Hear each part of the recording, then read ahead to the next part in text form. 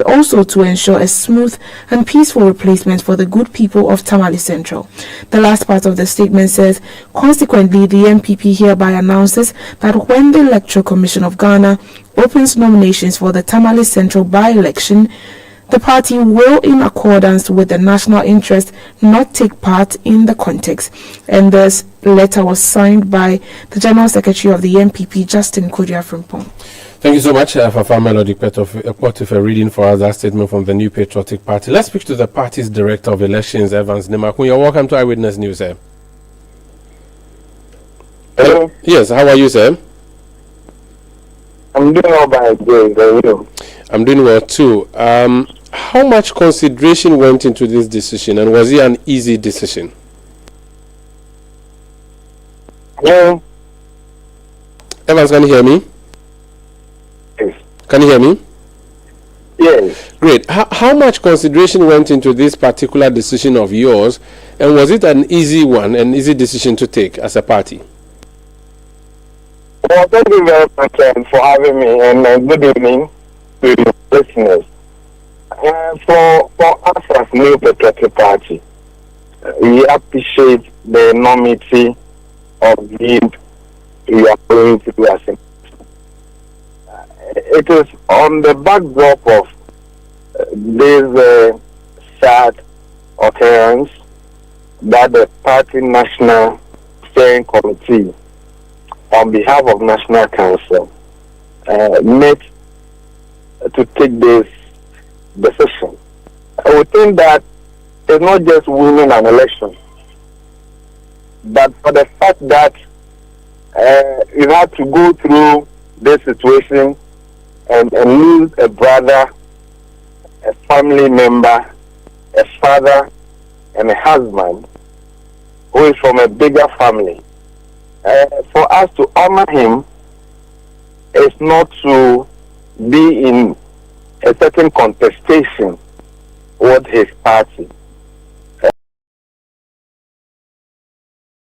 So the party has put together some arrangements to engage with NDC, engage with the family, and all other stakeholders. So yes, a lot has gone in for us to come into this conclusion that in an event the EC fixed a date for a possible replacement of our departed dear brother, but Mutala, of Tamale Central constituency, the New Patriotic Party will not participate. Okay, so this is not novel necessarily, but is it going to be the party's decision or policy henceforth? Yes, opinions may vary on this, but under the circumstance, and if you do assessment of the statement issued by the General Secretary, I think it communicates clear to the whole world. And mind you, the New Patriotic Party has strong following in the constituency. That notwithstanding, we would not want to hurt any interest, but to make the party take this position, which is heavy though, but we feel that to lose a member of parliament in this manner does not really provide us any opportunity to win the seat. But just to let the world know that yes, democracy is contestation of ideas, winning a seat is not an end in itself. But just for us to communicate to the world that this is New Patriotic Party. We may go in and win, but to what end? And so I think the decision of the party, we put into consideration the concerns of the regional party in Northern Region, the concerns of the constituency party, as well as the bigger picture. PP is not that of the nature or the circumstance that led to the death of the Honorable Murtala Muhammad, or fourth, every by-election necessitated by death you may not necessarily contest. So is it the circumstance of the death or the fact that it was death that made you withdraw?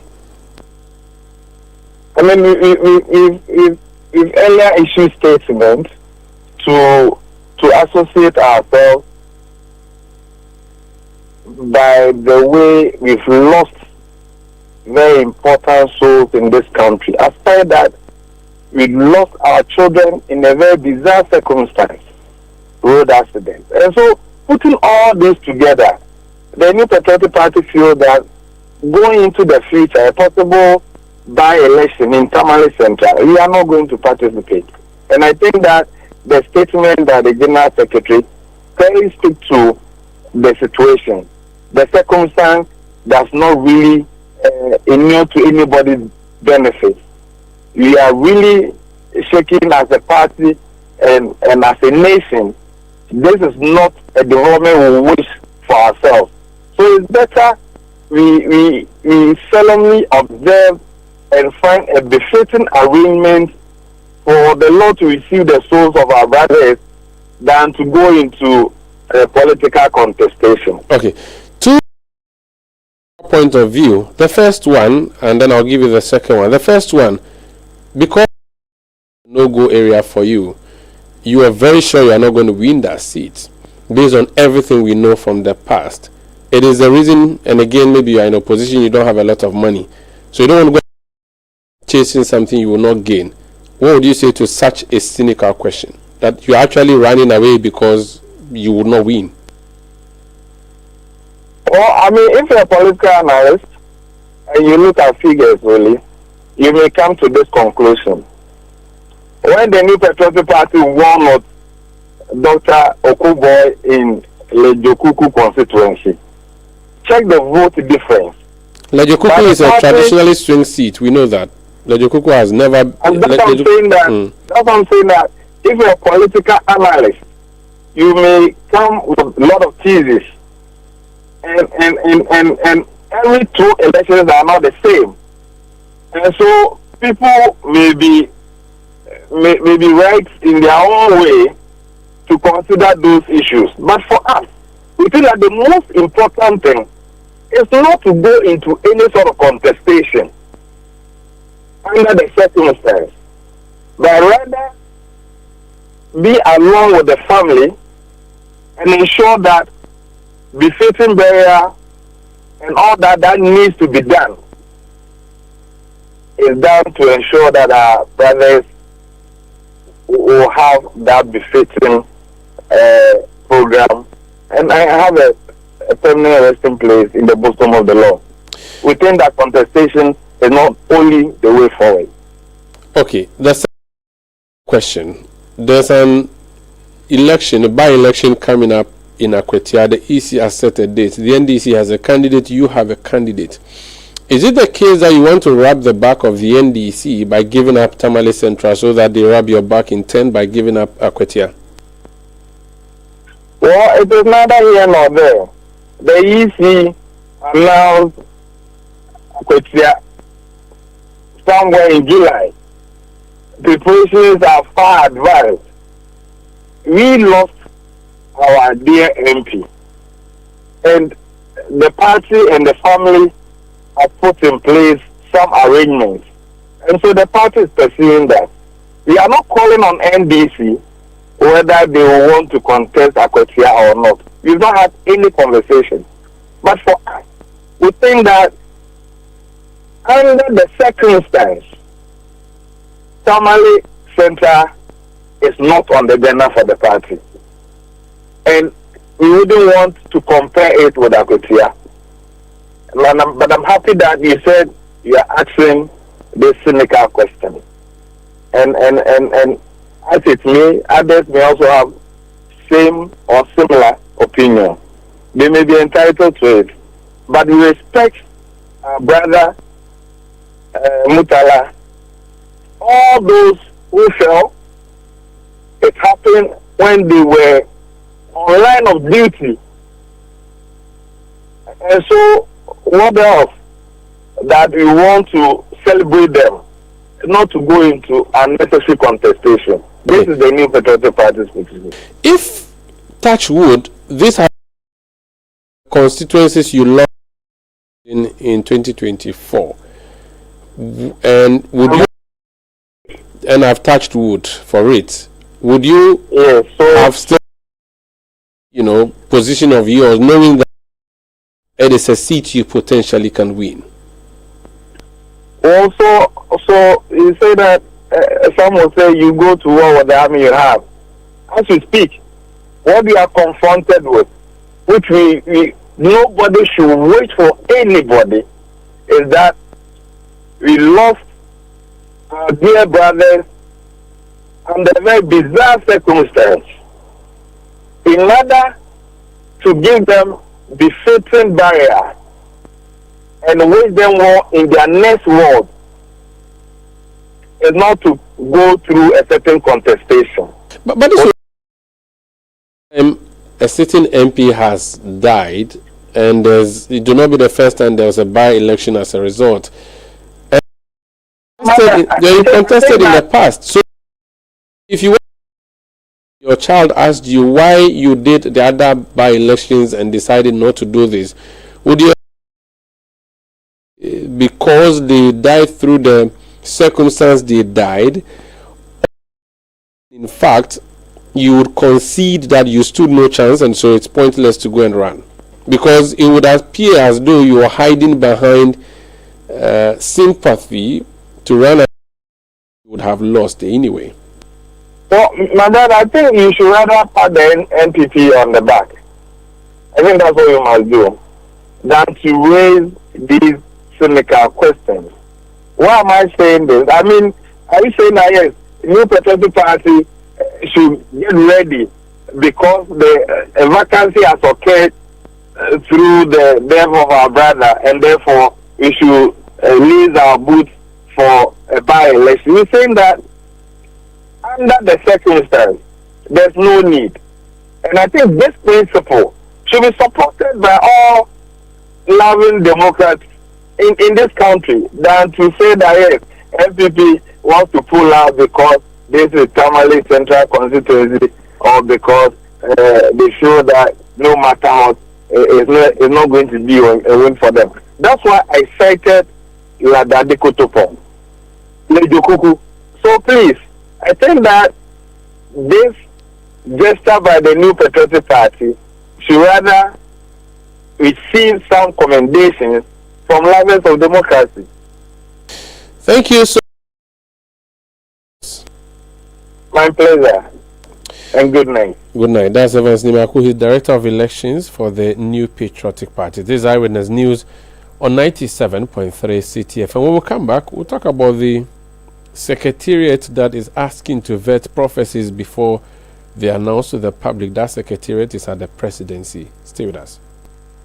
Eyewitness News. Be there as it happens.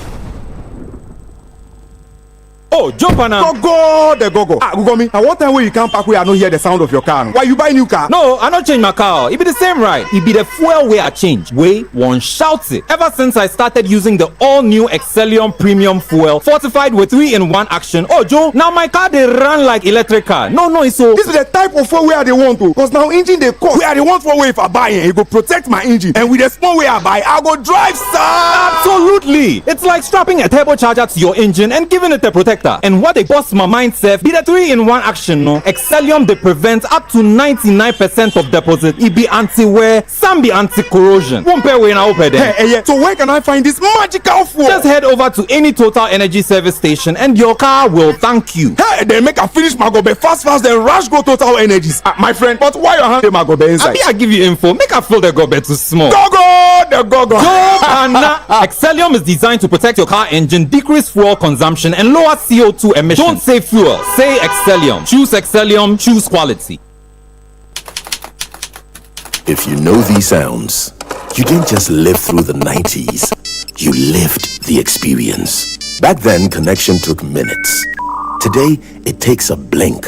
You express yourself with memes. You hold video calls across continents. You say hey to an AI who responds, "Hello, Kwame." You order rides, dinner, and dreams all from the palm of your hand.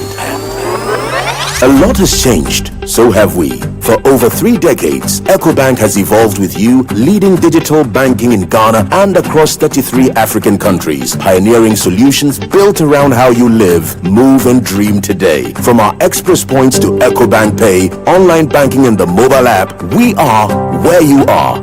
Here for today, ready for tomorrow. Now, that's change, powered by EcoBank. EcoBank, a better way to bank your way. EcoBank, the Pan-African Bank. Let your voice be heard on Eyewitness News on Facebook at facebook.com/Citi97.3, Twitter at twitter.com/Citi973, and Instagram at instagram.com/Citi973 with the hashtag Eyewitness News. Your news on 97.3 Citi FM. We are coming to you from our studios in Accra. I am Umaru Sanda Amadu. Now, over the weekend, we saw a communication relating to prophecies, and that communication appears to be suggesting that prophecies would have to be vetted before they are shared with the public.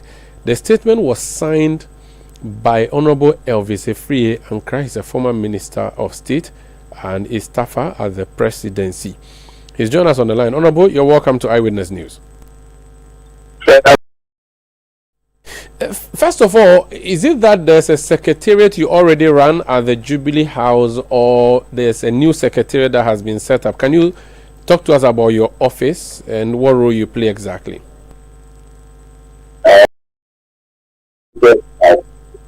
The president were on interfaith and ecumenical relations. What it means is that when it comes to matters of faith, Christian, Muslim, traditional, and all the other faiths, from the president in collaboration and in conjunction with the Ministry of Local Government, as well as other relevant agencies. So, what is the relationship between your office and Honorable Ibrahim Ahmed's office? Are you a subset under his ministry, or you are at the presidency but you report to the ministry? How does it work? What's the coordination and correlation? The relationship is very, very tight. So, I'll give you an example. We did a National Day of Prayer and Thanksgiving. We were a committee that was working, and that's the we were working with the ministry and all other agencies. So we work together. I see. So how long has your office been in existence for? So I got my appointment letter. This is the 3rd week. Yeah. But I've been working in other related issues unofficially, if you want to put it that way. Okay. I got my formal appointment letter 2 weeks ago. But because you organized the National Day of Praying, I think way earlier, so you were okay. You were not necessarily occupying this role when you did that, but you were working for the president. Yes. Okay. Can you talk to us about your communique relating to prophecies? What exactly are you saying? So, if you look at the communique, we started by thanking the various churches and the community heads on all their support and prayers for the country, and recognizing their critical role in national development. And after that, we also said that as part of measures to strengthen the coordination, we urged them that any matter that borders on the presidency, high-level government officials that have a bearing on national security.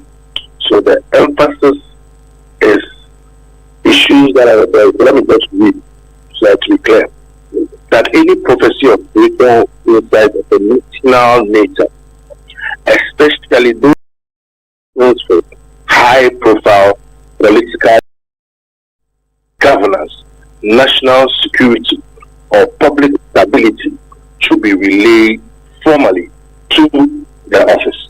So, prophet free to prophesy anytime, any day, in church, online, on air, wherever, TikTok, they should try and prophesy. Because even about things concerning people in government, in office, or the distinction is that any matter that has to do with the president, that borders on national security, is a matter of national security. Can you imagine if, God forbid, presidents will not be able to this one is going to really happen in the US, right? They will get some foreign visitors. The implications are serious. So, these unfortunate incidents happen in one place. A lot of prophecies have been going all over the place. And many of them say they say that it was going to happen, and they try to call government officials. So, we've created a WhatsApp number, created an email address. We are saying that there is now an avenue. If you have any prophecy that borders on national nature concerning the president, government officials, sensitive, not general prophecy, please pass it to an office. We look at it, we weigh, we'll assess it, and then we look at the way forward. Let's look at the practicalities of this your directive. Picture this: 31st night, a pastor is in the spirit, starts speaking in tongues, and there is someone who is helping translate that, and the person says the presidential jet is going to crash. That person surely will not have the time and even the presence of mind to write to you or text you on WhatsApp and say, hey, I'm just about to prophesy that ABCD is going to happen. It happens in the spiritual realm, it happens in the moment, and we are told that sometimes those who say these things or do these things may not even recollect saying them at the time they were saying them. How do you deal with such a situation when it is not as if there's going to be a preparation to give a prophecy, but the prophecy just happens, out of nowhere? Okay, so first of all, the misnomer is not accurate to say people prophesy when they do not know. Actually, and it's unfortunate, we don't have time to go. But the scriptures are very clear that the spirit of the prophet are subject to the prophet. If you go to 1 Corinthians 14, there are rules and regulations that guide prophecy. And that's why meeting somebody has a spell, if somebody has a revelation on inspiration, in weeks, the prayer finish. That principle and that get part of the so the people who are not seated, who will say that the thing just came on me and I spoke. The spirit of the prophet is subject to the prophet. So the prophet will have to. That's why sometimes even in church you see that the prophet will see something about somebody and he's about to see the details. I see something that I have to see you behind the scenes. Stand there and I said, but I don't want us to get it there. If you see any such thing, like any state revelation, there's a national state issues, there is a platform that has been created to access to the other opportunity. And so we've created that platform. No problem ahead and do your prophecy. We don't have any problem with that. We are not trying to regulate as some want of a better word,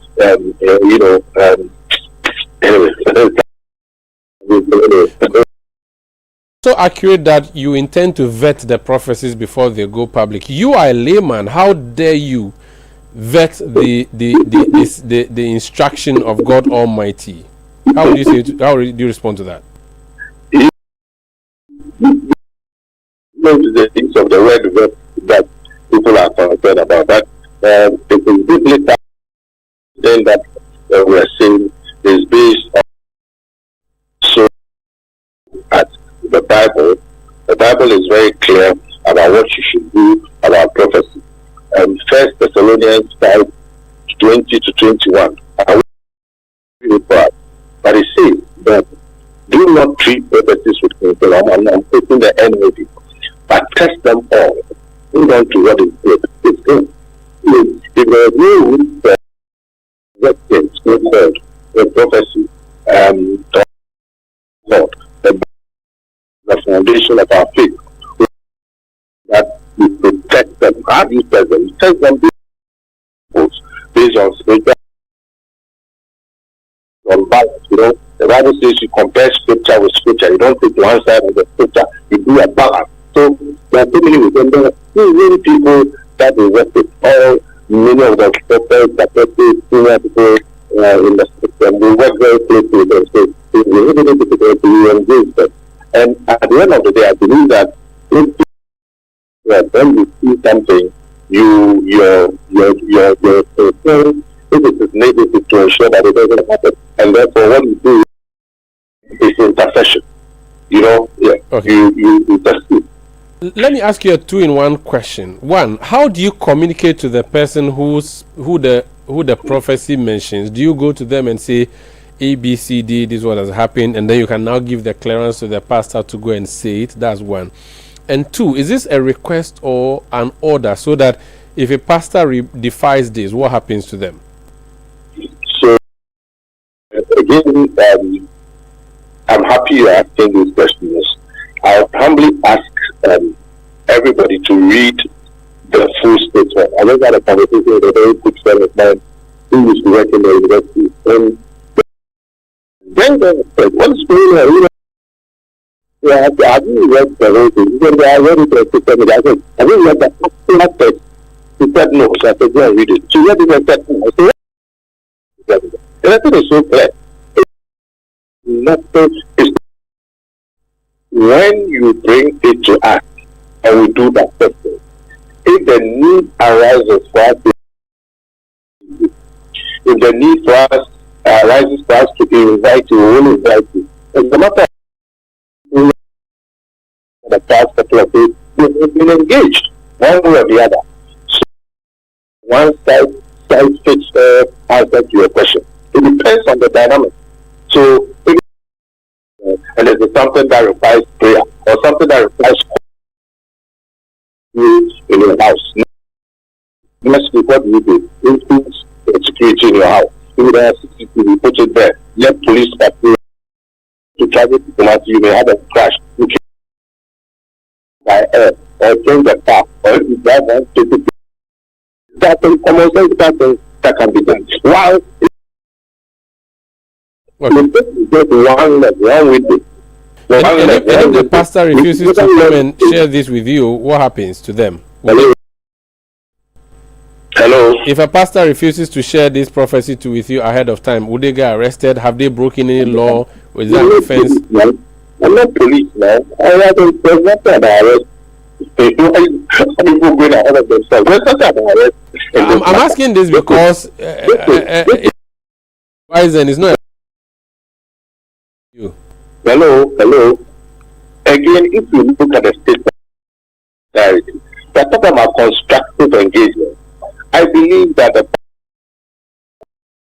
the really good people who are out there, if indeed the motive is to solve problems, and you see that there is something that needs to happen, and legitimately you want to deal with it and avert it.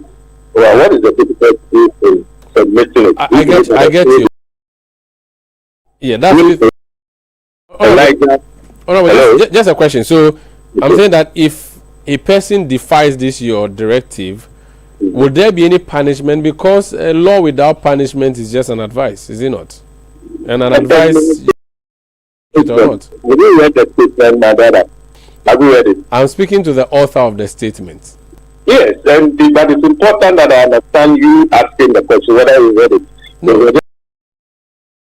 The horse's own mouth. Hear from you directly. No, what happens to a person who defies your? I think it's important for you allow me to answer the question. You know, so I'm saying that when there's nothing like that, you know. If I defy your advice or request or whatever, nothing will happen to me. Well, the society will judge him. They don't have access. Now we've given you access. If in spite of the access to the you can say things that are not palatable. So this people will be able to tell your secular is in a sense a toothless bulldog.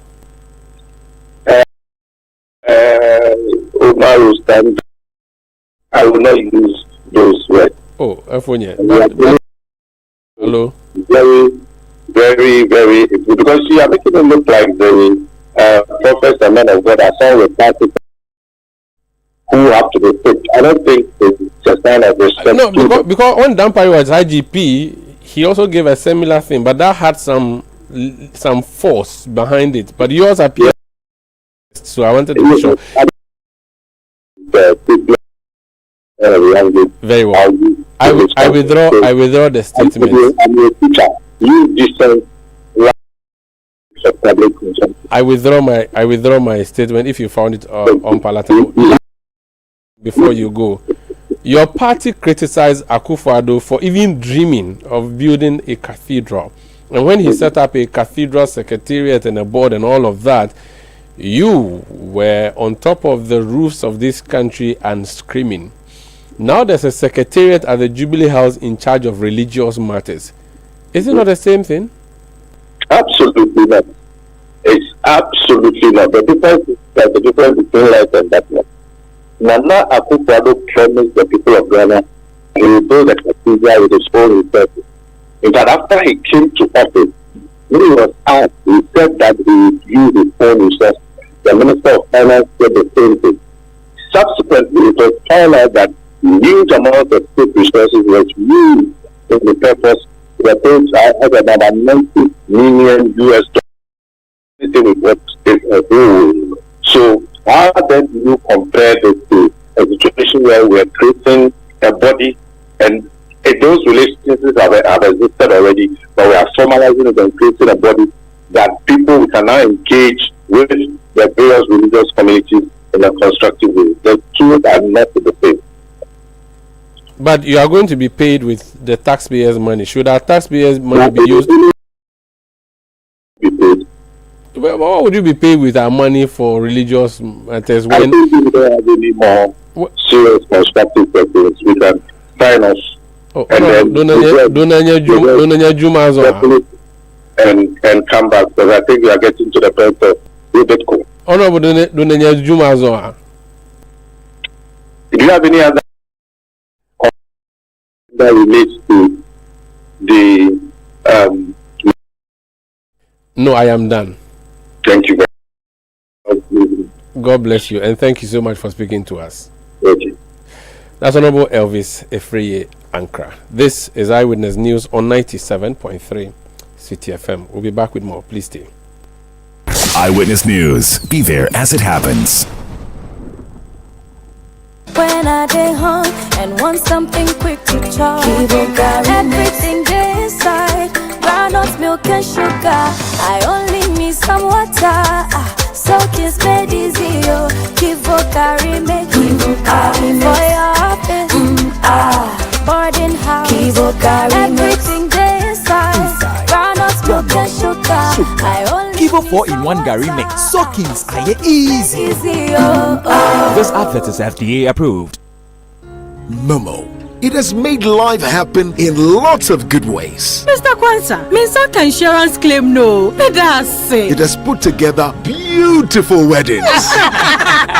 It has filled the bellies of boys at their favorite watchy joint. My guy, stop. Who they chop cancel these days? It has made millions of businesses possible. Minsaka no. We are back in business. With just a few taps, money moves faster, easier, and safer. Momo understands the weight of your trust in us. We continuously enhance security with features like self-paying research to help you protect your money. Momo will only call you with 0244 300,000. No MTN or Momo staff will call or ask for your PIN or one-time password. Do not transfer funds to anyone whose identity you have not verified. Do not approve any prompts you have not initiated. Momo, still Munsaka. Oh, me, I be truck driver. I dey road top before most people go come up for them a house. For me, energy be purpose. I'm a working mom.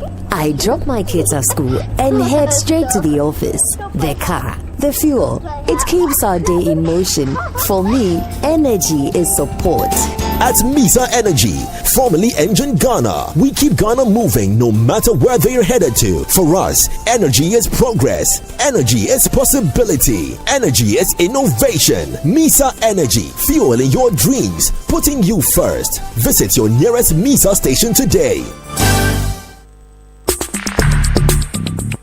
Let your voice be heard on Eyewitness News on Facebook at facebook.com/Citi97.3, Twitter at twitter.com/Citi973, and Instagram at instagram.com/Citi973 with the hashtag Eyewitness News. Welcome back. This is still 97.3 Citi FM. You're listening to Eyewitness News. Let's do some other stories now.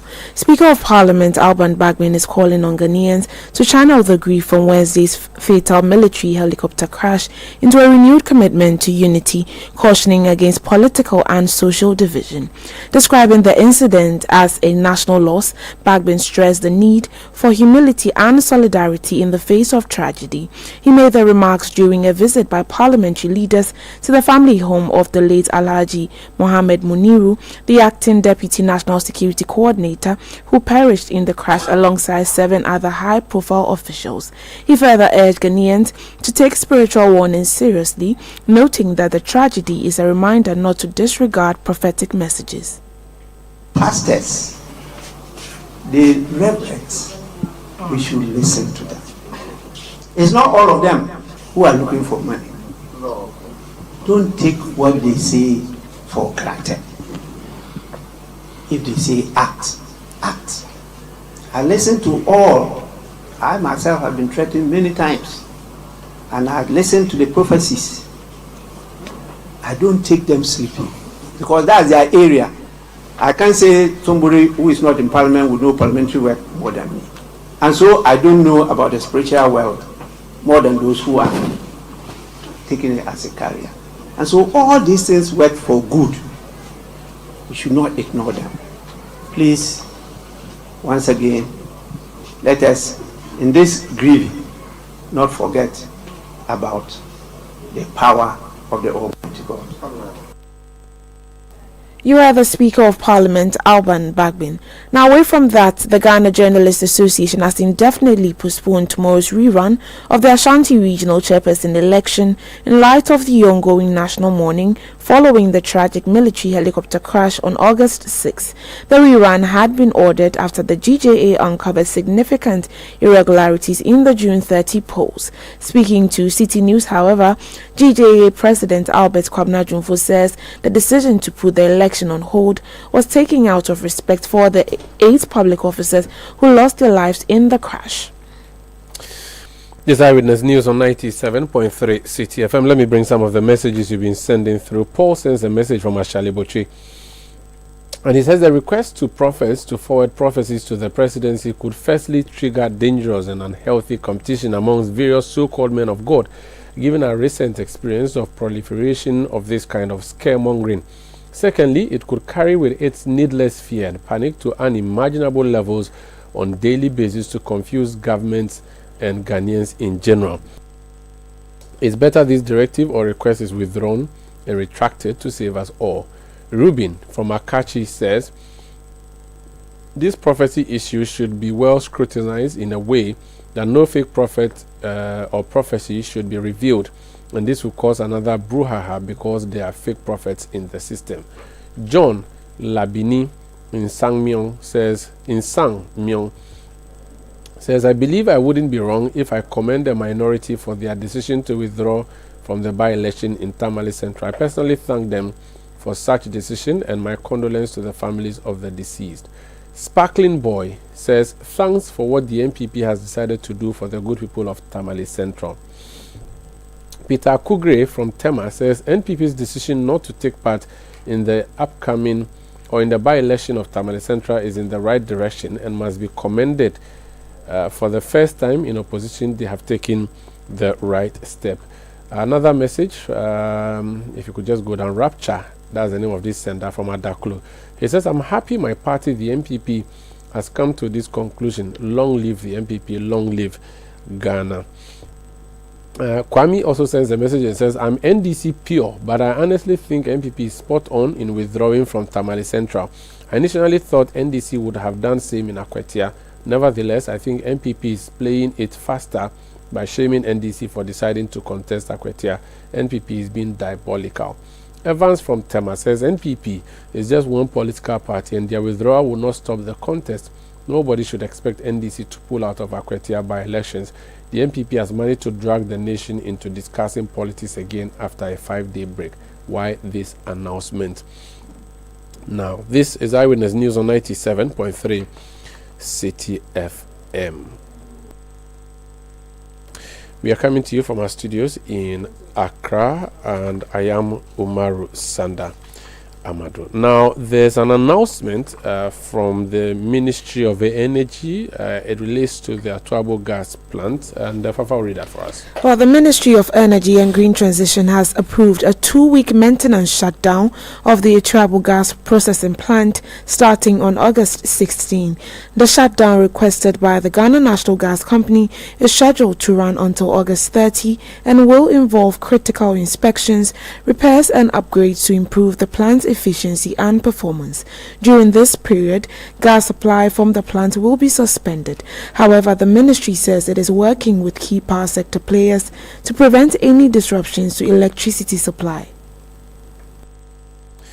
This is Eyewitness News on 97.3 Citi FM. We are coming to you from our studios in Accra, Ghana. Let's do some other stories relating to death, and there's some announcement from the Menchia Palace. The Asantehene Otumfuo Osei-Tutu II has formally announced the passing of the Asantehema Nana Kunedu Yadom III at the Menchia Palace. The announcement was made during a mandatory Asanteman Council meeting attended by all paramountcies and clans. Nana Kunedu Yadom III died on Thursday, August 7, 2025, at the age of 98. She was officially outlawed as Asantehema in 2017 following the death of her predecessor, Nana Efiako Bisewa Ampim II, in 2016. Her public unveiling took place during the 67th birthday celebration of her brother Otumfuo Osei-Tutu II at the Menchia Palace. The 1-week observance for the late Queen Mother will be held on Thursday, August 21, 2025. Meanwhile, historian at the Menchia Palace, Safo Kantanka, says all activities at the palace are on hold until the 1-week celebration. Everything has been suspended. That is the meaning of Yabutu Nkonya. Everything has been suspended. Including what? Everything, activity. Funeral? Yes, activities within, not funerals, but activities within the palace. No deliberation on issues, no activities at the palace. Everything has closed until the 1 week. From where you sit, what will the Asantehema be remembered for? We all know her to be calm, gentle, and serious in her undertakings. She solves problems with ease. He accepts everybody as her own children. So this is what she should be remembered for. You heard historian at the Menchia Palace, Safo Kantanka, speaking on the demise of the Asantehema. Now, in other news, 2 suspects in possession of 519 compressed parcels of dried leaf suspected to be Indian hemp have been arrested by the Central East Regional Police Command. The suspects, Eric Ncheke and Francis Klu, were arrested while offloading the parcels from a Toyota Hilux pickup truck at Ninano in the Gumwa East District. A statement issued by the command urged members of the public to remain vigilant and report suspected criminal activities. The 2, according to police, are in custody and assisting with investigations. Meanwhile, the vehicle involved has been impounded by police as part of the ongoing investigations. Eyewitness News. Be there as it happens.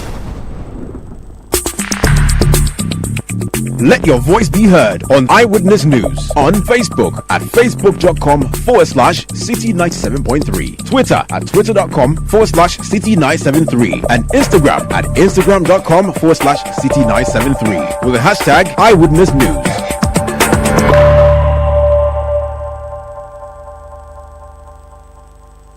Get the details. Every significant financial transaction, every market movement, and all the policies that affect your business. Citi Business News. Be informed. Time now for Citi Business News on Eyewitness News. I am Melody Fafa. But to further details now. Insurance penetration in Ghana remains low in 2024, holding at 1.0% based on gross premiums, the same level recorded in 2023. This is according to the 2024 Financial Stability Review. However, under the Insurance Service Revenue measure, the 2024 penetration was lower at 0.63%. Here's more.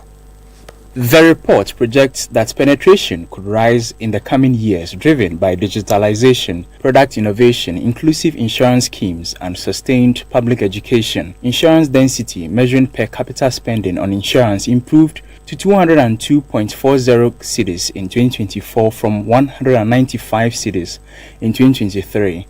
This increase points to larger average policy sizes or higher disposable incomes, reflecting a modest easing of economic pressures on households and businesses. On retention, the life insurance segment maintained a high rate of 96.36%, underscoring the importance of strong reserving, sound asset liability matching, and prudent investment strategies to safeguard policyholder funds and avert solvency risks. The non-life segment retention ratio was 73% in 2024, up from 69% in 2023, signaling stable underwriting performance in that market. Daniel Odro-Mensah with that business desk report.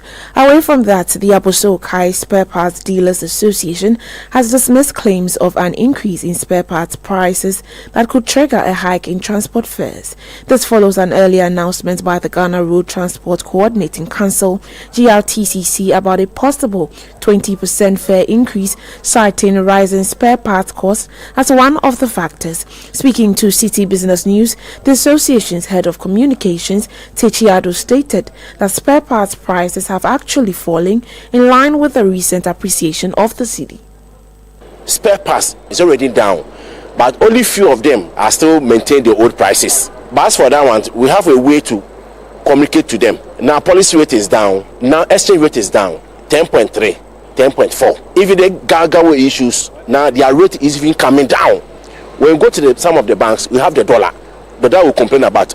Go to the banks right now. You have the dollar. Dollar is there, so we don't see the reason why some of our components are still high. It's still high because they also saying that because of the old stock. As well, I disagree with them. Old stock shouldn't come in. For the past 6 months, the government has able to subsidize the exchange rates and the interbanks interest rate for traders. So that is the reason why people should say that because of that, spare parts should be high.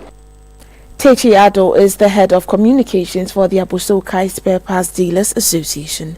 Commercial banks cemented their dominance in Ghana's credit bureau activity in 2024, conducting 13.5 million searches, according to the Bank of Ghana's latest credit reporting activity report. This represented an 84.9% of total enquiries compared to the 77.3% recorded the previous year. Here is more.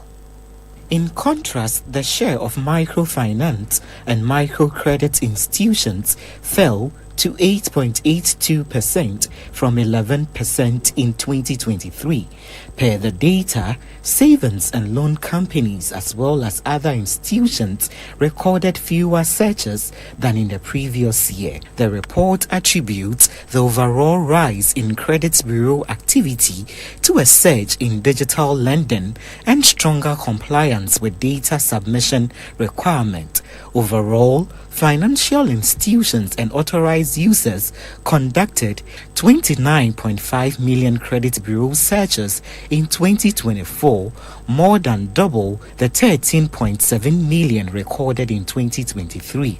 The monthly average climbed to 2.46 million, representing a 16.24% increase year on year. Individuals accounted for 55% of all searches, while 44% targeted digital loan customers, underscoring the growing influence of fintech-driven lending in Ghana's credit market. The report also noted a 190% jump in loan data submissions, with credit bureaus receiving an average of 61.1 million records monthly. Nearly all submissions were linked to individual borrowers, reflecting the expansion of digital credit. Overall, credit information enquiries on Ghana's Credit Reference Bureau databases surged to nearly 30 million in 2024, more than double the 13 million recorded in 2023. You had Emmanuel Opon with that business desk report. The Bank of Ghana has credited the domestic gold purchase program with strengthening the country's foreign reserves, stabilizing the exchange rate and easing inflationary pressures. Launched in 2021, the program has played a key role in Ghana's recent credit rating upgrade from restrictive default to B- with a stable outlook in June 2025, boosting investor confidence. Daniel Sakite has more in this report. First Deputy Governor of the Bank of Ghana, Dr. Zachary Mumuni, made a comment while speaking on the topic leveraging commodities, the central bank's view. He noted that, ultimately, the domestic gold purchase program was not just about reserve accumulation, but also about unlocking the potential of the country's commodity base. Providing an update on the performance of the program as at the end of June 2025, Dr. Zachary Mumuni said the central bank had purchased 145.95 tons of gold.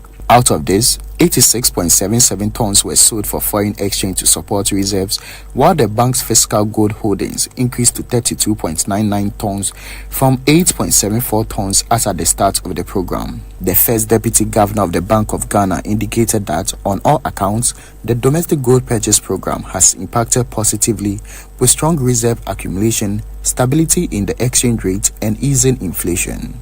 This, he said, has helped to improve the country's credit profile from restricted default to B- with a stable outlook in June 2025, boosting investor confidence. All these developments, he said, have contributed to a stable macroeconomic environment.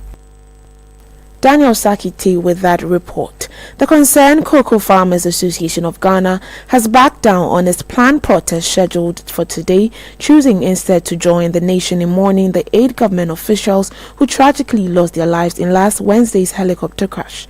The protest, originally planned to take place at the Cocoa House, was to register discontent over the price adjustment of cocoa from 3,100 to 3,228 Ghana cedis per 64-kilogram bag. Although the group has postponed the demonstration, the association's president, Nana Obuadi-Boateng, tells Citi Business News that the decision was purely out of respect for the grieving nation.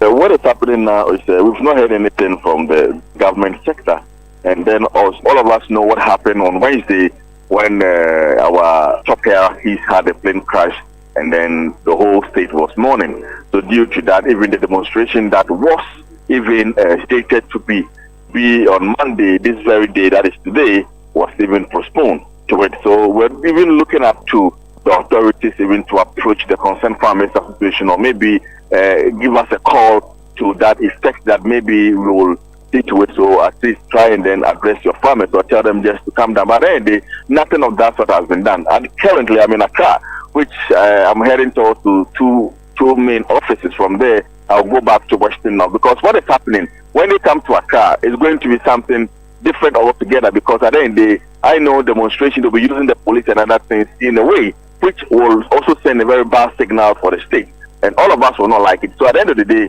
it is a matter of dialogue.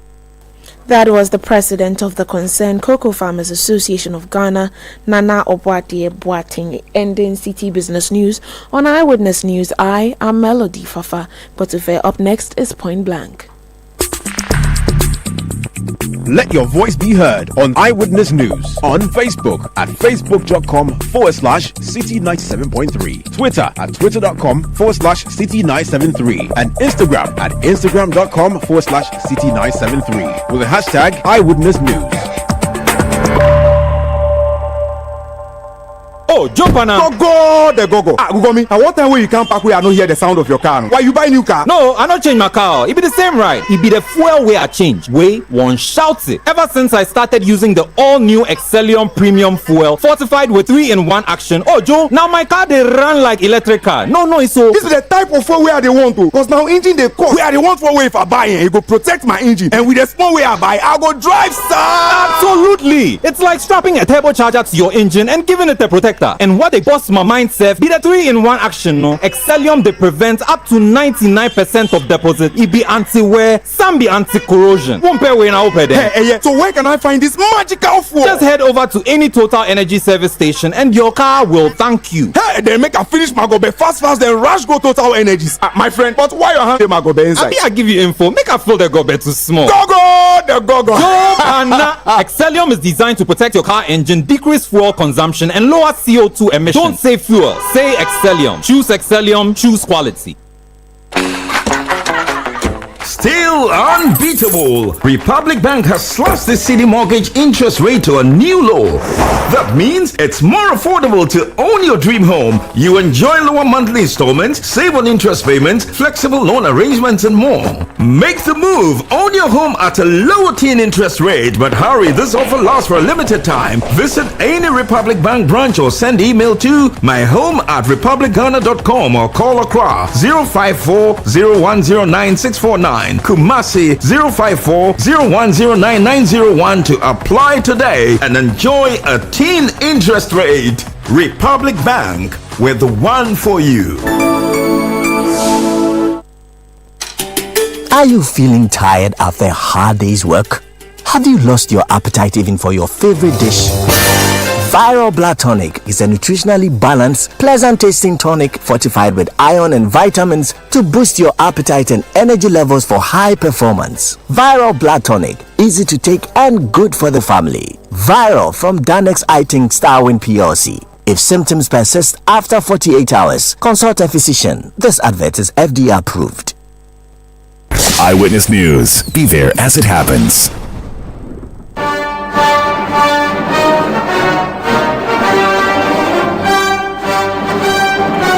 This is Point Blank on Eyewitness News. I am Omar Rusanda Amado. Ghana still mourning the death of 8 persons who died through a tragic an accident involving a military chopper. Tonight on Point Blank, we're going to have a conversation on that and other issues relating to national security plus cyber security. My guest is a doctor. I think he's a book doctor, not a medical doctor. Dr. Jamal Dean Tonzua Seidu is Deputy Director General of the Cyber Security Authority. You're welcome to Point Blank, sir. Thank you, Umar. You are a book doctor, right? Yes. You're a book doctor. So, okay. PhD in what? Security? I have a doctorate in international affairs from the Johns Hopkins School of Advanced International Studies. I see. And you're also a former soldier? A former military officer. What's the difference? Forgive me. Well, we have officers and we have other ranks.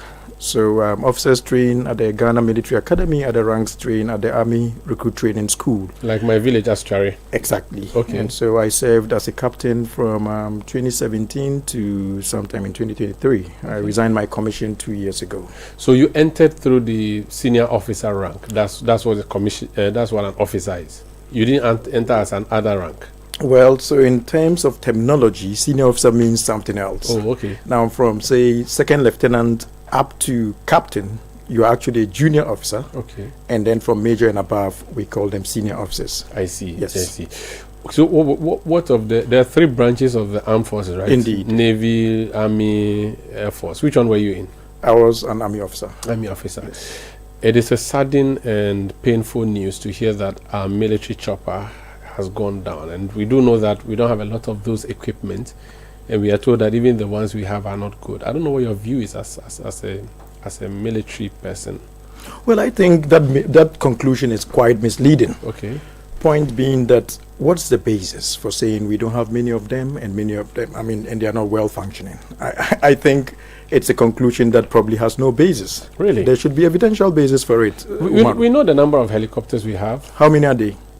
I have the figure. I don't think it is proper to mention it, but it's way, way, way lower than the standard that the country should have.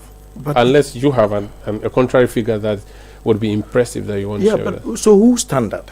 You know, because if we are to go by the cut your coat according to your cloth, you don't expect us to have the same capability as the United States, for example. But we should have a sizable fleet, shouldn't we? Because at least we have 2 at the oil rig area. We have 2 in the north. How many do we have left down south? Maybe around 2. Umaru, I think I flied the MI. I think there's a Kazakh. I hear this was a Z9, which I never saw. And in the hangar, you see a lot of aircraft. So I really don't know where the statistics is coming from. And I doubt if the armed forces would make this data public at all times, because I even saw someone write on Facebook today that if we are invaded, we don't have the proper air defense. Well, so first of all, Umaru, the proper thing is that my condolences to the families of the bereaved, His Excellency the President, and all Ghanaians. Now, one thing that I picked up today was that the Interior Minister, Honorable Mutaka, said that the late Defense Minister had a phobia or some fear for aircraft. Yeah, for choppers. So given this knowledge, and he also, given this reality, and he also still embarked on that trip, it shows that he was a gallant man, together with all those who died with him. And so one thing that is missing in the conversations is, what do we do in honor of people who die in these kind of circumstances in service of their nations? I think that he was, even though he never was in uniform, but he probably was living by what we call the honor code, that the safety, honor, and welfare of your country first, every time and always. The safety, honor, and welfare of the men you command next, and your own safety and welfare last every time. So you're always third, you're always last. So this was a person who laid his life in service of Ghana, and I'm hoping that in addition to all the other things that will be done, we may find a way of posthumously honoring them with some appropriate military medals, because they actually lived by the service code. Now, Umaru, back to the issue around our air assets. For us to have a proper discussion, we need to understand what the role and organization of the Ghana Air Force is. Now, you would know, as an aspiring lawyer or one who would very soon be berthed, that the mandate of the armed forces is a constitutional mandate. Now, it must at all times be equipped and maintained to defend Ghana's territorial integrity and to perform such other secondary roles as the president may determine. Now, flowing from that constitutional mandate, the Ghana Air Force has a mission to provide air support for national security and for other developmental purposes. Look, let us ask ourselves, what have they been doing all these years? They do a lot. Aside providing air power to protect our airspace, they are involved in search and rescue operations. They help with the power companies to even monitor our grid lines. They help with air transport. They help with medical evacuation situations. They also help with VIP transportation. And so this disaster touches on only one of those roles that they play. In fact, they also give air support to United Nations international peacekeeping operations and operations of the African Union and ECOWAS. So we currently have a company strength in Gambia, Gankoi, which my good friend Lieutenant Colonel Agbemafle is the officer commanding. So these operations have gone on incident-free. Then you have this statistic or a few of these statistics, and then all of a sudden we think that the Ghana Air Force is in crisis. I think that we need to weigh what we have now as the statistics with the overall statistics that we have on the operations that they do, and then we would really ask ourselves whether the Ghana Air Force should be commended or not. So for someone who has just left the armed forces, you think that we are in a very good position, and this is not you being politically correct. You are bearing it all, and you're saying that we are safe. Umaru, we can always do better. I think that under very trying circumstances, our men and women in uniform, and in this particular context, the Ghana Air Force is doing its best.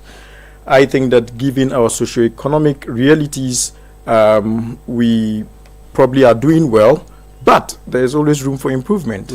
And so if you look, for instance, at the NDC manifesto of 2024, there was a section on public safety and security, and this should be around page 151 to 152 of the manifesto.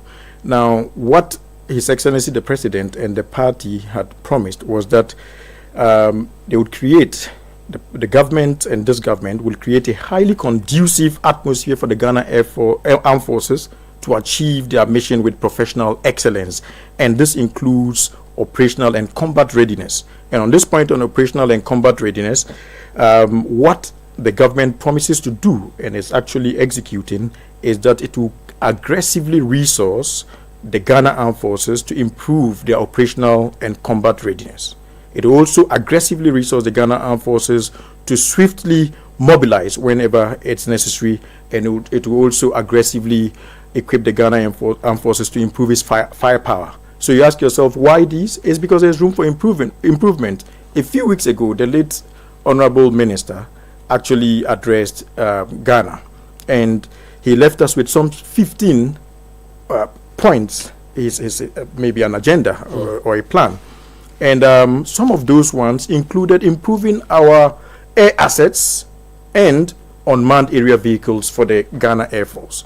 And so these are consistent with the manifesto promise that was given to Ghanaians during the election, and they didn't just remain manifesto promises, but they were in execution, and the defense minister had a blueprint for this. And to that, again, it goes to all those who have said that, look, this is one of the best performing defense ministers we've ever had, because he has been able to analyze with surgical precision what we need at this moment for our men and women in uniform, and precisely the Ghana Armed Forces.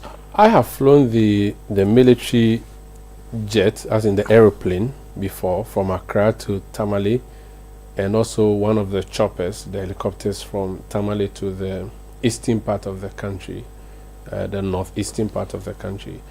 From a layman's point of view, the jet didn't look at sound, the chopper also. You are saying to me that there's no cause for worry and that we are fine in terms of air, and that jet that we see is called a Casa, I think, from Accra to Tamale and Takrady and all of that, is in good working condition. We shouldn't be worried. And that chopper I sat in, which is one of the choppers that really downed our Minister for Defense, they are all in good working condition, and that the calls for us to buy new jets and new choppers is far-fetched. Umaru, I think you are conflating the issues. Okay. Even in the US, Kobe Bryant died in a helicopter crash.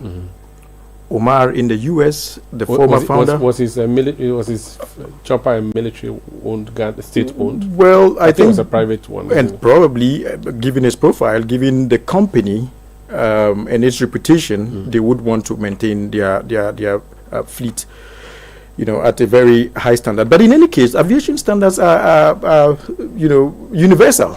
And so that's one. I mean, the founder or whosoever, the leader of Access Bank, died in a helicopter crash, and this was in the United States as well. And so that is not conclusive of mechanical errors. They could come from other causes. But Umaru, you and I are lay people. I'll tell you what. No, you are not lay. No, we are lay people in terms of aviation. Okay. So I have been on that Kasak countless times. And you get mid-journey and the sound of the engine changes. I used to think that it was an engine problem. Apparently, when you are taking off, you need so much power. And then when you are floating in the clouds, you need less power. So they just, lessen the power. And that changes the sound of the engine. Now, you would want to agree with me that the Kasak is powered by propellers and not jet engines. And even the United Nations uses these kinds of technologies for their operations. Helicopters, I've flown helicopters many times. The last time that I flew our MI was in 2022 September, and I've flown it to Wa, I've flown it from Tamale to Accra many times, to Ho and other places. So it doesn't take sound to really determine whether an aircraft it's fit for purpose or not. But I am not saying that, or I would go back to my earlier point, that there can always and there is always room for improvement, especially when our government pitched to Ghanaians that we would improve these air assets and other assets that the Ghana forces need for combat readiness, for mobilization, and for firepower. It means that there's room for improvement. And the defense minister stated when he briefed Ghanaians that he was going to work on these action points, and we are actually delivering. And I'm hoping that this incident would help Ghanaians to move beyond politicizing these defense and security issues. They should take an interest in it, that is true, but we should actually let the evidence guide us. What do we need in terms of defending our territorial integrity? What do we need in terms of internal security operations? What do we need in terms of our international obligations when we support peacekeeping operations of the international United Nations and African Union and ECOWAS? Since Wednesday, we started seeing issues of emergency landing. So there was one last week, and today there was one at Nkoko. Is there a problem in our skies? There are even people who are saying, let's ground all helicopters until further notice. Umaru, there was a crash in Kenya, right? These aircraft, were they also military aircraft? No. So the president has announced, His Excellency John Dramani Mahama has announced that there is an investigative board of inquiry that has been initiated. I can assure you that with the diligence and swiftness that the military is known to work, they are going to come out with a full, impartial report on this matter. And in fact, in such matters, and I have worked on board of inquiries before, it's actually a statutory power or injunction. So Section 10 of the Armed Forces Act and also the Armed Forces Regulations, Volume 1, provide for these. And I can tell you that where blame needs to be given, blame will be given. And it doesn't just end with what happened, who was in charge of what, who missed what, but what should be taken in terms of the next steps. So we shouldn't ground all helicopters in Ghana for now? I don't have what it takes to answer this question.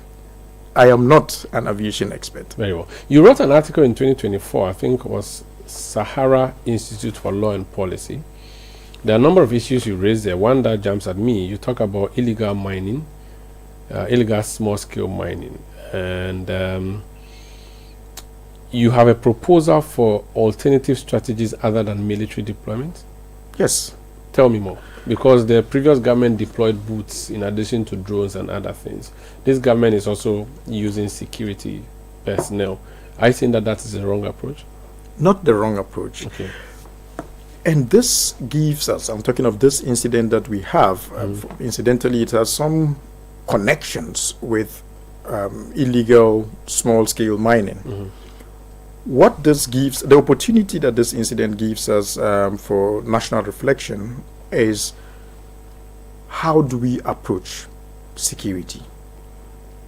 Should we be looking at the traditional notion of security, or we should be looking at, on the one hand, or we should be looking at human security on the other hand, or we should be looking at a merger or an intersection of the two? I would prescribe the latter, that we should be looking at an intersection of the traditional notion of security and human security. So, interestingly, we have a president who saw it wise and fit and appropriate to appoint a deputy national security coordinator for human security. And unfortunately, he was one of the victims of the air accident. Now, if you look at the composition of the delegation that was going to Obuasi, it's reflective of human security. You had the Honorable Environment Minister, you had the Defense Minister, and you had the human security, official of the national security. So this is the point. We do not always need, and we don't need only men and women in uniform and boots on the ground. That helps in the short term. That helps in arrests. That helps in confiscations, especially in those hard terrains. Remember soldiers trained in the jungles at Chiase? And so who could get into the field to apprehend these lawbreakers or suspected lawbreakers? It is men and women in uniform. But over and above that and beyond that, we need to ask ourselves, what are the push and pull factors? What are the enablers of illegal small-scale mining? So it's a food matter. It's hand-to-mouth matter. So let's deal with unemployment. So that's a human security aspect. Right. But human security touches on, say, unemployment. It touches on food security. Mm-hmm. It touches on, even things like social issues like water. So there should be an attention and focus on that. Yes. I want to move you to the office you occupy now as Deputy DG of the Cybersecurity Authority. Quickly, what is Cybersecurity Authority? What do you do? Well, we have a statutory mandate to ensure a safe, secure, and resilient cyber, if you like, internet ecosystem for all Ghanaians. So to prevent what from happening? Well, we don't just look at it from a preventional point of view. There can be a promotional angle to it and so on. So it's not just, prevention. It's always it's always a way to go, but it's not in all cases that you want to prevent. In some cases, the situations are already with us, and so we need to work backwards. So if someone is sharing child pornography, that's your mandate. Indeed. If someone is doing revenge pornography, that's your mandate. Indeed. And if someone decides to use my interview with John Dumelo and put an AI voice over it, appearing to let us be talking about something government has launched which is not true, or a video of Bernard Avle promoting sex enhancement products, that is within your domain. Indeed. That's what we call deepfakes. Mm-hmm. How are you dealing with that? Because it appears to be on the rampage now. Umaru, when I was invited to the studio, I came as Jamal. So I'm not wearing the hat of Cybersecurity Authority, although I understand that it's difficult to divorce between the two personalities. So I would just speak to matters that are out there in the public. You know for a fact that the Honorable Minister for Communications, Digital Technologies and Innovation is aggressively pursuing policies and even, working on legislation on misinformation and disinformation. This is, if there is one thing that is dear to his heart, this is one of those things, because of the impacts that has, not only on individuals but even on national security itself. And so that is one. But you asked about the mandate. We are doing a lot of things. Unfortunately, many people don't know about the institution because it's just 3 years old. Well, it's a new office. It is a new office. It was established in 2021, but the act was enacted in 2020. So the Cybersecurity Authority, aside child online protection, as you mentioned, also tries to prevent cybercrime, fraud and all that, sets cybersecurity technology standards, protect critical information infrastructure, and create awareness and build capacity of Ghanaians and stakeholders on issues of cybercrime. And you would recall that recently the Cybersecurity Authority, jointly with the Criminal Investigations Department of the Ghana Police Service, had a joint press conference to inform the public about what work had been going in the at least. So is our this year. cyberspace free and safe? Is it free and safe? I don't think so. We don't have a cyberspace. There is one cyberspace. Okay, but the one that borders Ghana's territorial borders. It's borderless. It's borderless. So yeah. Can you control what comes into Ghana and goes out of Ghana? To some extent. But so how come we have so many deep fakes on all over? Well, so that is indicative of a bigger challenge. Is it that AI has become a bigger problem you cannot deal with? Well, AI is an emerging technology. AI is not the same as cyber. But it's your mandate, right? Yes, but what AI does is that it complicates the situation of cybercrime. Is it difficult for you to fight AI matters? For everyone. It's something that the whole world is grappling with. Is it the case that perhaps the Cybersecurity Authority itself has not been trained in dealing with AI because AI is more advanced than what you are using? We have some of the finest experts here. Like I'm saying, emerging technologies are complicating issues of cyber, and it is a universal issue and not just one of Ghana's Cybersecurity Authority. What is your relationship with the cybersecurity units of the police service? Are they under you or they are under the police? How does it work? So His Excellency the President in our manifesto of 2024 had one of his action points for public security and safety as enhancing interagency collaboration in terms of security. So that relationship is excellent.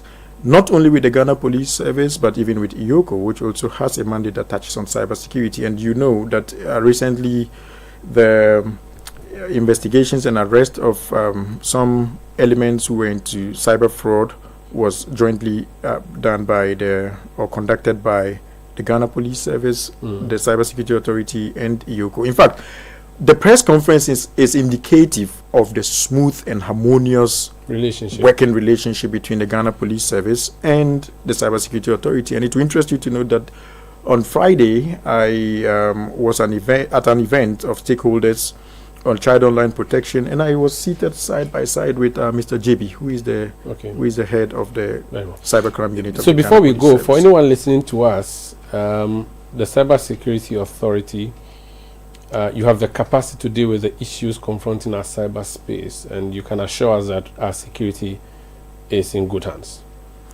Omaru, the Cybersecurity Authority of Ghana has been ranked highly by the International Telecommunications Union. We are a mentor of cybersecurity institutions in Africa, and we are ranked as part of the top 25 cybersecurity agencies in the world. That itself says a lot. It speaks volumes. Very well. If there are any enduring challenges, they are not just peculiar to the Cybersecurity Authority of Ghana. They are challenges that all agencies on cyber are grappling with because of the fast evolving nature of cybersecurity and because of the complications that emerging technologies are bringing to the fight against cybercrime and other cyber issues. Very well. Thank you so much for speaking to us and for joining us. It's a great pleasure, Umaru. That's Dr. Jamal Dean Tanzua Seidu. What does Tanzua mean before you go? What does it mean?